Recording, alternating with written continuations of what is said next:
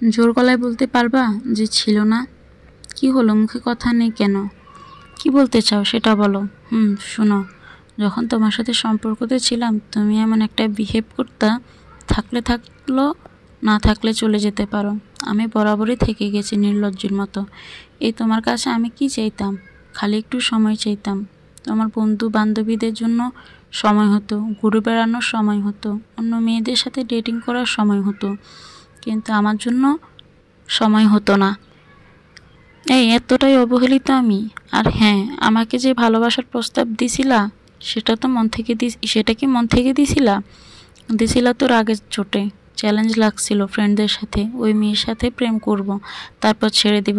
তুমি তা করছো, জিতে গেছো তুমি। এখন ফিরে কিসের ব্যান্ডের গান তোমার? রাহা তোমার কেউ না, তাই না? ওকে নিয়ে যে রাত কাটাইছো মনে করছো জানি না। হোটেলে এভারেস্ট রুমে নাম্বার 376, ছবি দেখাবো? এখন কেন রে ভাই ভালোবাসি ভালোবাসি করে নাটক করতেছো? যখন তোমাকে আমার দরকার ছিল তুমি ছিলে না। শোনো, মনে এত কালো ছায়া নিয়ে আমি তোমাকে চাই না। আমি তোমাকে কখনো সম্মান করতে পারবো না। একটা সম্পর্কে ভালোবাসা না থাকুক, কিন্তু সম্মানটা না হলে হয় না। বেঈমানকে ক্ষমা করা যায়, কিন্তু আবার বিশ্বাস করার মতো ভুল করা যায় না। আমি চাইও না, সব ক্লিয়ার। আচ্ছা, কেন করলা আমার সাথে এই থাপ্পড়টা? প্রতিশোধ নিছিলা? আমাকে একটা থাপ্পড় মেরে তো প্রতিশোধ নিতে পারতা। কি দরকার ছিল আমার 3টা বছর বিষাক্ত করে তোলার? এত ঘৃণা আমার জন্য? তোমার সত্যি মনে হয় আমি তোমার উপর প্রতিশোধ নিছি আর রাহাকে নিয়ে হোটেল রাত কাটাইছি? নীরা, এতটাও ঘৃণা করো না। তোমার ঘৃণা সহ্য হবে না। হ্যাঁ, আমি রাহাকে নিয়ে হোটেলে গেছিলাম, বাট ওকে আমি ছুঁইও নাই। নীরা, আমি বাজি ধরছিলাম, কিন্তু তোমাকে বোঝার পর সত্যি ভালোবেসে ফেলেছিলাম। আর কিছু? যাই হোক, তোমাকে আমি চাই না। না তোমাকে ভালো রাখতে পারবো, না নিজেকে ভালো থাকতে পারবো। তাই চাই না তোমাকে। ওকে নীরা, তুমি যা চাও তাই হবে। ভালো থেকো। আর হ্যাঁ, আজ রাতে যদি ঘুম ভেঙে যায় তাও আমার রুমে এসো না, সহ্য করতে পারবো না। এটা বলেই চলে গেল সে। আমিও কিছুক্ষণ ছাদে থেকে গেলাম আর মনে মনে ভাবছি, আচ্ছা সমুদ্র ছবিগুলো না হয় ভুল ছিল, কিন্তু তোমার আর ওর কাছে আসার ভিডিওটা কি ভুল? তখন কি বাজি ধরছিলা না অন্য কিছু? ভাবছিলাম, আর আন্টি ছাদে এসে পড়লো। কাউকে জড়িয়ে ধরে খুব কাঁদতে ইচ্ছে করতেছে, নিজেকে ধরে রাখতে পারলাম না, ছাদেই বসে পড়লাম বাচ্চা মানুষের মতো কাঁদতে কাঁদতে। আন্টি এসে আমায় জড়িয়ে ধরলো আর বলল, নীরা তুই যা করছিস ভালো করেছিস মা। আন্টি, আমিও তোমার ছেলেকে ভালোবাসি, বিশ্বাস করো, কিন্তু ওকে ভরসাটা আর করতে পারি না। যাকে বিশ্বাসই করতে পারবি না তাকে ভালো রাখবো কি করে? বললাম না তুই যা করেছিস ভালো করেছিস। এত জোর গলায় কি করে বলছো? বলছি কারণ আমি জানি। কি জানো তুমি? কাল আমি রাজকে কল দিয়েছিলাম। আমার এত রাতে কল পেয়ে বেশ অবাক হয়ে গেছে। ওকে জিজ্ঞেস করলাম রাহার সমুদ্র সম্পর্কের বিষয়ে। প্রথমে মুখ খুলতে চায়নি, পরে বলল আমার ছেলেরও দোষ আছে। যা বুঝলাম। মানে কি শুনেছ তুমি? যা প্রয়োজন ততটুকুই। আন্টি, তোমার কি মনে হয় তোমার ছেলেকে আমি কষ্ট দিচ্ছি? না রে মা, তুইও যে রোজ রাতে এখন নিয়ম করে ঘুমের ওষুধ খাস তা বুঝি রে। তুই যে রাতে ট্যাপ জোরে ছেড়ে দিয়ে চিৎকার করে কাঁদিস তাও বুঝি রে মা। অনেকক্ষণ আন্টিকে ধরে কাঁদলাম, বেশ হালকা লাগছে এখন। আন্টি বলল, বল, চল খেতে যাবি?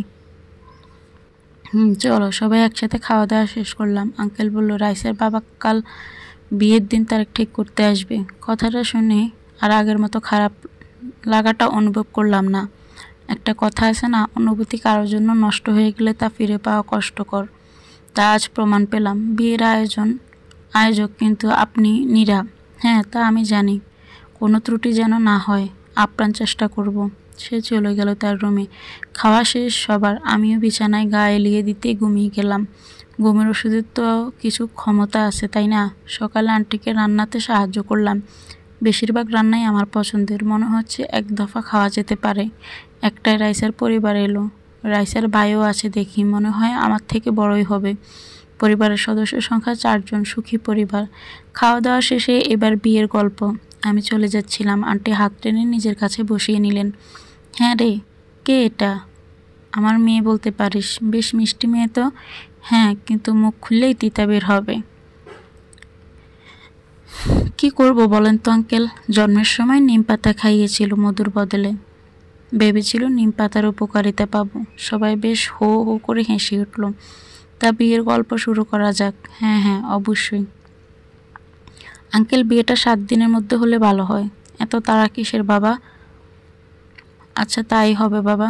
বিয়ে ঠিক হয়ে গেল, আর 5 দিন পর। মুখে বলাটা যতটা সহজ, কাজ সামলানোর ততটাই কঠিন। রাইসের ভাই বলল, একটা ভালো ওয়েডিং প্ল্যানারের অ্যাপয়েন্টমেন্ট করা দরকার। এত কম সময় কি হয়ে যাবে সব? সমুদ্র বললেন, নিরাই সব করবেন। এবার রাইসার বাবা বলে উঠলেন, এই মেয়েটা কি বিয়েতেও থাকবে? তা থাকুক, বিয়ের পর কিন্তু তাকে আমি অ্যালাউ করব না।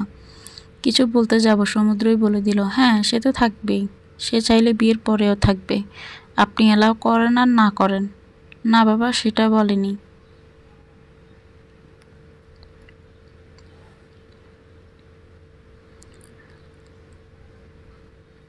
বিয়ের পর মেয়েদের একটু ইনসিকিউরিটি বেশি থাকে, আর একটা অবিবাহিত মেয়ে থাকলে তা আরও বেশি হয়ে যায়, তাই আর কি।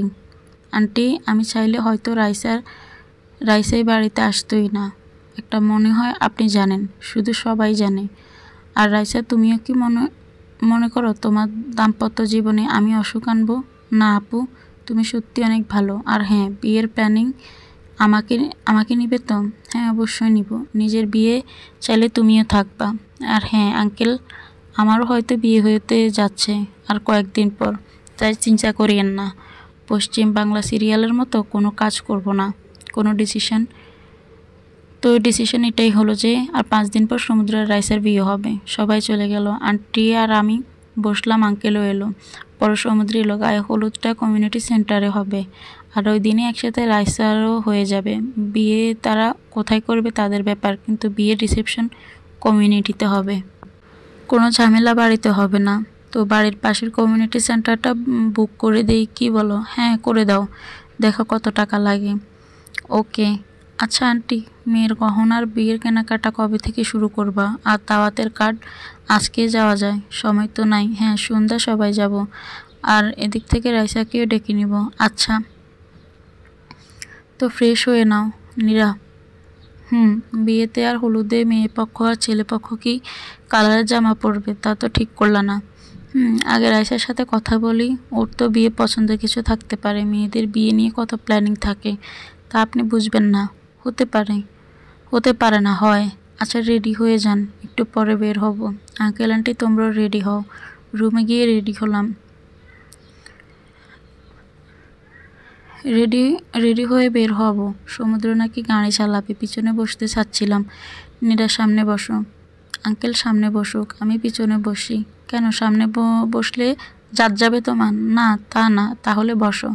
আচ্ছা গাড়ি ছাড়ছে আপনার মনে? আঙ্কেল আমি বেশ গল্প করছি। সমুদ্র আমার দিকে মাঝে মাঝে তাকাচ্ছেন, মাঝে মাঝে সামনে। শপিং মলে গিয়ে রাইসাকে কল দেওয়া হলো যেন সে আসে। তারা নাকি আগেই চলে এসেছে। গিয়ে দেখি তার মলে ওয়েট করছে। শাড়ির স্টলে গেলাম, ওর জন্য 4টা কাতান, একটা বেনারসি কিনা হলো।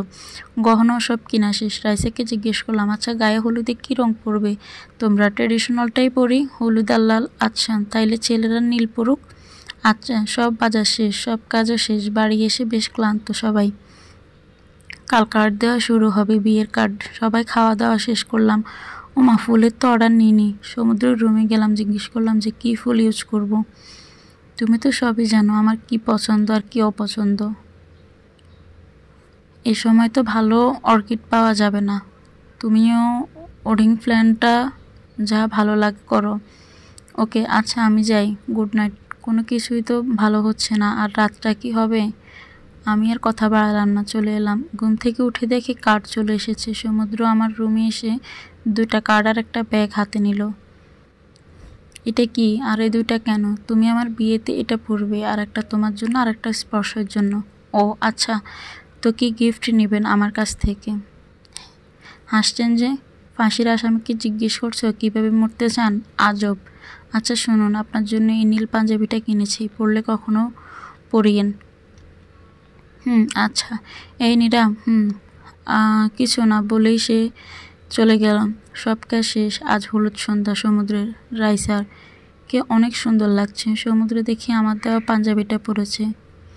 সারাদিন দেখিনি ওকে, সকালে চলে এসেছি, কাজ নিয়ে ব্যস্ত। সমুদ্রকে অন্য কারো হতে দেখব তা ভাবিনি কখনো। যাক, আল্লাহ যা করে ভালোর জন্যই করে।